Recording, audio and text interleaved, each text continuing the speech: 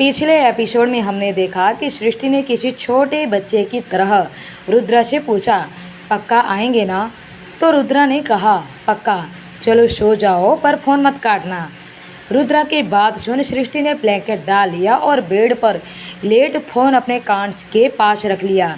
सृष्टि ने अब कोई बात नहीं की तो रुद्रा ने भी कुछ नहीं कहा। अब शंकर ने अपनी चुप्पी तोड़ते हुए कहा, तू इसे अपनी आदत मत डाल, वरना ये कैसे रहेगी तेरे बगैर। हमें तो हमारे धंधे में कई रातें बाहर काटनी पड़ती है। रुद्रा ने उसकी बातें सुन फ़ोन को दूर करते हुए कहा, भाई वो हम जैसे नहीं है, ये तो आप भी जानते हैं। तो शंकर ने कहा, हाँ तो बना फिर हम जैसा, ज़रूरी है। रुद्रा ने थोड़ा गुस्से में होते हुए कहा, नहीं, जैसी भी है मुझे पसंद है।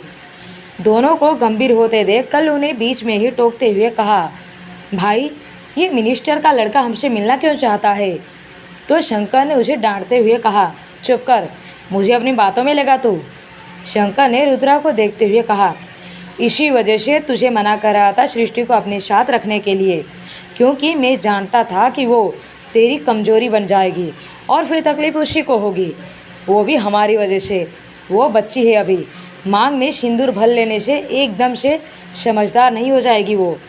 मुझे तो समझ नहीं आ रहा है कि मास्टर अपनी फूल जैसी बच्ची को उस रोहन के हाथ सौंपने के लिए तैयार कैसे हो गया था। जिस दिन उसे पैसों की कमी होती तो वो सृष्टि को भी बेच खाता। ये सुन रुद्रा चिल्ला उठा, पर सौंपा तो नहीं ना, अब वो मेरी है भाई, और मैं उसका ख्याल अच्छे से रख सकता हूँ। तो शंकर ने भी उस पर चिल्लाते हुए कहा, नहीं रख सकता है तू, या तो तू छोड़ दे ये सब गलत का, या तो सृष्टि को छोड़ दे। रुद्रा ने शंकर को देखने लगा तो शंकर ने उसके सिर पर हाथ रखते हुए कहा, अपनी ज़िंदगी उजड़ते देख चुका हूँ रुद्रा। सृष्टि बिल्कुल प्रीति जैसी नाजुक है, उसे इस माहौल से दूर रख। मैं नहीं कहता कि तू उसे हमेशा के लिए छोड़ दे, पर जब तक हालात सही नहीं हो जाते तो उसे मास्टर के पास ही रहने दे। रुद्रा को शंकर की बात अच्छी नहीं लगी, उसने कुछ नहीं कहा और बेचैन होकर फिर से रुद्रा ने फ़ोन को अपने कान के पास रख लिया, पर उस तरफ से कोई आवाज़ नहीं आ रही थी। शायद सृष्टि सो चुकी थी। 1.5 घंटे में तीनों लोनावाला दिगंबर आहूजा के फार्म हाउस पर पहुंच चुके थे। इस समय वहां देखकर साफ पता चल रहा था कि पार्टी जोरों से चल रही है। अब रुद्रा ने अपना फ़ोन म्यूट कर अपनी जेब में रख लिया और आगे बढ़ गया तो दिगंबर ने उसे दूर से ही पहचान लिया।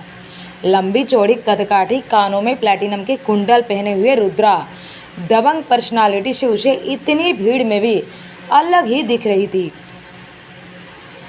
दिगंबर अपनी बाहें फैलाकर रुद्रा के पास आया और उसे गले लगाते हुए कहा, आओ बरखुरदार, बहुत इंतज़ार करवा लिया तुमने तो। रुद्रा ने दिगंबर को अपने एक हाथ से दूर कर हल्के से मुस्कुराते हुए कहा, इतना भी नहीं मिनिस्टर, देखिए अब रुद्रा आपके सामने है। रुद्रा के रौबदार आवाज़ सुन दिगंबर ने मुस्कुराते हुए कहा, भाई मज़ा आ गया, I like your attitude man. आओ मैं तुम्हें सनी से मिलवाता हूँ। तभी शंकर और कल्लू भी वहाँ आ गए तो दिगंबर उनसे भी मिला।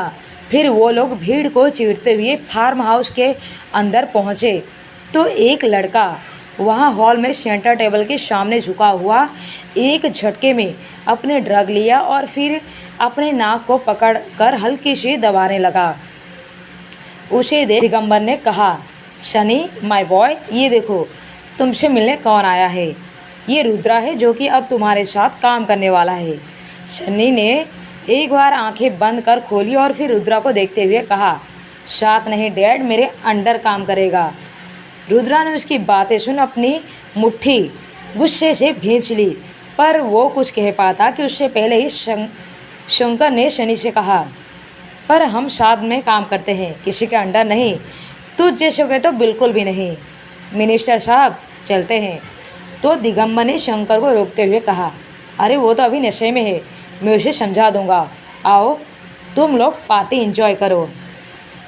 उसकी बात सुन कल्लू ने गुस्से में कहा, अभी नशे में है, पर इसकी डोल देखकर तो ये लग रहा है कि ये हमेशा नशे में ही रहता है।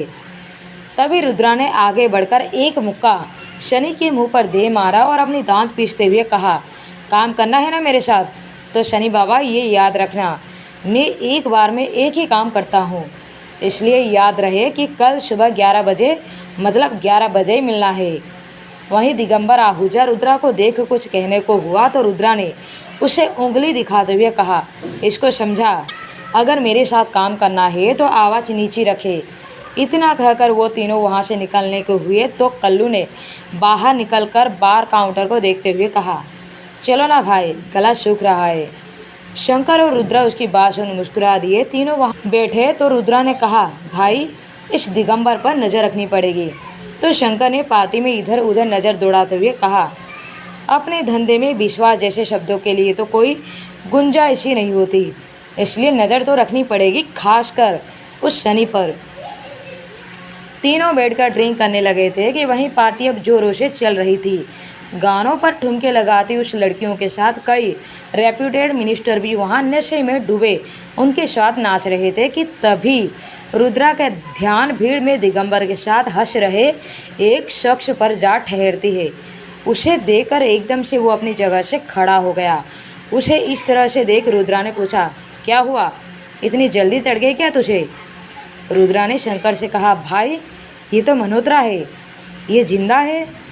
रुद्रा की बात सुनकर शंकर और कल्लू भी उसी तरफ देखने लगे तो रुद्रा ने आगे बढ़कर गुस्से से कहा, भाई ये जिंदा है, ये मरा नहीं है। तो शंकर ने जल्दी से रुद्रा को पकड़ते हुए कहा, रुद्रा उसके सामने मत जा। तो रुद्रा ने गुस्से से चिल्लाते हुए कहा, क्यों ना जाऊँ मैं, उसे जिंदा नहीं छोड़ूंगा आज, उसने मेरी ज़िंदगी बर्बाद कर दी। कल्लू ने भी अब रुद्रा को पकड़ लिया और फिर दोनों रुद्रा को घसीटते हुए बाहर तक ले गए। शंकर ने रुद्रा को थप्पड़ मारते हुए कहा, रुद्रा होश में आ। रुद्रा ने कहा, नहीं भाई, ये मल्होत्रा जिसने कि इस रणवीर चौधरी को रुद्रा बनाया है, मुझसे मेरा सब कुछ छीन लिया है। शंकर ने रुद्रा को झंझोर कर कहा, रुद्रा अब वो कोई मामूली इंस्पेक्टर नहीं है, देखा नहीं तूने, वो कैसे नेताओं के बीच उठ बैठ रहा है, हमें उसके बारे में सब कुछ पता करना होगा। रुद्रा तुझे पता करना होगा, फिर तू कोई कदम उठाना। खुद पर लगे इल्ज़ामों को मिटाने का मौका मिला है तुझे, दिमाग से काम लेना होगा तुझे। कल्लू तू यहाँ रुक और मल्होत्रा का पूरा सच पता कर, मैं और रुद्रा मुंबई वापस लौट रहे हैं, समझ गया ना तू? ये कहते हुए शंकर ने कार का डोर ओपन किया तो रुद्रा ने ड्राइविंग सीट पर जाकर बैठ गया। शंकर की बात सच थी, बिना सोचे समझे कोई काम करना एक बार फिर रुद्रा को किसी मुसीबत में डाल सकती थी।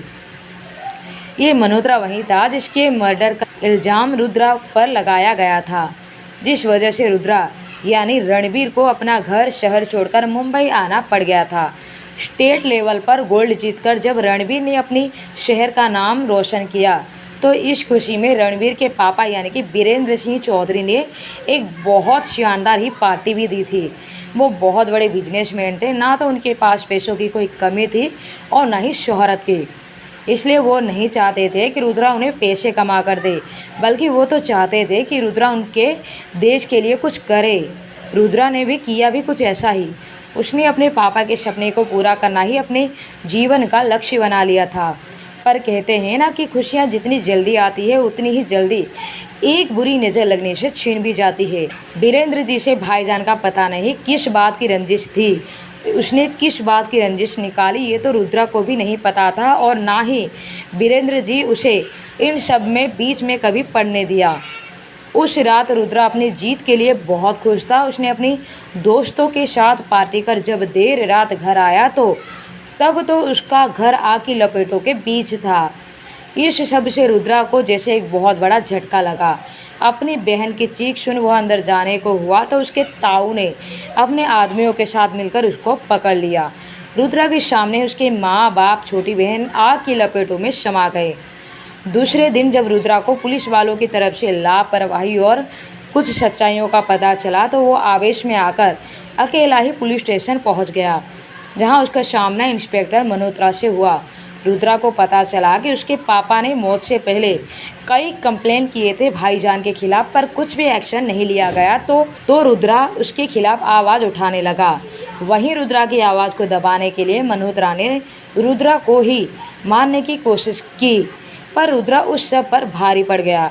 बिना सोचे समझे उसने मल्होत्रा की पिस्तौल निकालकर सारी की सारी गोलियां उसके सीने पर चला दी। रुद्रा पर मर्डर केस लगा तो उसके ताऊ ने उसे वहां से भगा दिया क्योंकि सारे सबूत रुद्रा के खिलाफ थे। कहाँ जा रहे तू? शंकर की आवाज़ सुन रुद्रा जैसे अपने अतीत से वर्तमान में आ गया। उसने सामने देखा तो वो लोग मुंबई पहुंच चुके थे। पहले रुद्रा को तो कुछ होश ही नहीं था कि कब वो लोग 2 घंटे में सफ़र तय करके मुंबई वापस लौट आए थे। शंकर ने उसे देखते हुए कहा, ज़्यादा मत सोच, मल्होत्रा मारा जाएगा पर तुझे उसका सज सबके सामने लाना होगा। चल अब अपना कार अपने अपार्टमेंट की तरफ मोड़ ले। रुद्रा ने गाड़ी घुमाई। सुबह के 4 बजने को थे। रुद्रा अपार्टमेंट पहुंचा तो शंकर ने उसके सिर पर हाथ फेरते हुए कहा, दिमाग से काम लेना होगा तुझे रुद्रा। अब सृष्टि भी तेरी जिम्मेदारी है और हाँ, उसे कुछ हुआ ना तो मैं तुझे नहीं छोड़ूंगा। रुद्रा ने कुछ नहीं कहा और चुपचाप वहाँ से चला गया। रुद्रा ने पार्किंग में जाकर अपनी कार से घर की स्पेयर चाबी निकाली और फिर उसने प्लेट को ओपन कर अंदर आया तो रूम में देखा सृष्टि अपने कान के पास फ़ोन रखी हुई सो रही थी। उसे देखकर रुद्रा की आंखों में नमी बन आई। वो अपना सिगरेट का पैकेट लेकर बालकनी में चला गया। उसे आज तक पता नहीं चला कि क्यों भाईजान ने उसके पूरे फैमिली को ख़त्म कर दिया। और आज मल्होत्रा को देख वो तो हैरान था। जिस आदमी को उसने मारा था वो आज उसके सामने खड़ा था। वहीं वो तीसरा आदमी कौन था जिसने भाईजान के साथ मिलकर उसके घर में आग लगाई थी? इन सभी बातों का जवाब रुद्रा को जानना था। यही वजह थी कि सृष्टि के लाख कहने पर भी वो सब बुरे काम को छोड़कर निकल नहीं पा रहा था। कैसे वो अपने फैमिली के साथ हुई नाइंसाफ़ी को भूल सकता था? उसे भाईजान किसी भी हालत में चाहिए था। यही सोचते सोचते रुद्रा सिगरेट का पूरा पैकेट ही उड़ा दिया। अंधेरा छटने लगा। मतलब उसे 2 घंटे हो गए थे बालकनी में आए हुए। शरीर में थकावट महसूस करते हुए रुद्रा अब सृष्टि के करीब आया और उसके सीने पर अपना सिर रख दिया तो अपने सीने पर दबाव महसूस करके सृष्टि की आंखें खुली तो रुद्रा सीने से लगा हुआ था। सृष्टि ने उसे खुद से दूर करने की कोशिश करते हुए पूछा, आप आ गए? रुद्रा ने सृष्टि की कमर को पकड़ अपनी धीमी आवाज़ में कहा, बीबी मुझे सोना है। उसकी बात सुनी सृष्टि के हाथ रुक गए। उसने अपने सीने पर कुछ लुढ़कते हुए महसूस किया, कुछ भीना हुआ सा महसूस किया तो वो डर गई। उसने रुद्रा से पूछा, क्या हुआ, आप रो? तो रुद्रा उसकी बात को आधे से ही काट कर उसकी कमर को पकड़ते हुए उसके सीने में अपना चेहरा छुपाते हुए कहा ना तुम्हें मुझे सोना है। सृष्टि ने अब कुछ नहीं कहा। शायद अभी उसका चुप रहना ही ठीक था। उसने आज खुद अपने हाथों से उसके पीठ पर रख उसे अपने सीने से लगा लिया। रुद्रा ने भी उसे कस कर पकड़ लिया। सृष्टि ने उसके बालों को प्यार से सहलाने लगा तो रुद्रा ने अपने होठों को उसके सीने पर रख दिया। वहीं सृष्टि ने इस सब से अपनी आंखें बंद कर ली। कुछ देर बाद सृष्टि को एहसास हुआ कि रुद्रा सो चुका था। सृष्टि ने अपना हाथ बढ़ाकर उसे और खुद को ब्लैंकेट से कवर कर लिया कि तभी अचानक से उसे उसके बगल में पड़ा फ़ोन बजने लगा। सृष्टि ने जल्दी से फ़ोन उठाकर फ़ोन साइलेंट किया और एक नज़र रुद्रा पर किया जो अभी भी उसके ऊपर उसके सीने पर अपना सिर रखकर सो रहा था। सृष्टि ने कॉल पिकअप करते हुए कहा, हेलो।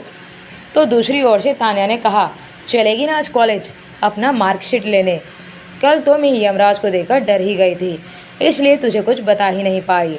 सृष्टि ने एक नज़र रुद्रा पर डालते हुए कहा, तू भी कुछ भी बोलती है, और रहने दे, मैं आज शायद नहीं जा पाऊँगी। तो तान्या ने कहा, चलना यार, इसी बहाने हम तीनों फ्रेंड मिल भी लेंगे। रागिनी भी चल रही हमारे साथ, फिर वो तो शादी करके इलाहाबाद उड़ जाएगी। सृष्टि की आवाज़ से रुद्रा अब हिलने डुलने लगा तो सृष्टि ने तान्या से कहा, एक काम कर, मैं नहीं आ पाऊँगी, तुम लोग चले जाओ, फ़ोन रखती हूँ, बाद में बात करूँगी। तो तान्या ने जिद करते हुए कहा, मैं कुछ नहीं जानती, मैं तेरी बसंती लेकर आ रही हूँ, उस पर बैठकर हम तीनों आज कॉलेज के चक्कर लगाएंगे। सृष्टि ने कुछ नहीं कहा पर तान्या ने एक बार फिर चिल्लाते हुए कहा, मैं आ रही हूँ। सृष्टि ने कॉल कट कर दिया। उसने रुद्रा को देखा जिसका चेहरा अब वो अच्छे से देख पा रही थी। सृष्टि ने उसे देख खुद से बड़बड़ाते हुए कहा, क्या हुआ, ये आज रोए क्यों? क्या है आज जो ये इस तरह से? सृष्टि अब चुप हो गई। उसे समझ में आ गया कि कुछ तो बात है। अब आगे की कहानी पढ़ने के लिए बने रहिए माय डेविल हस्बैंड पर।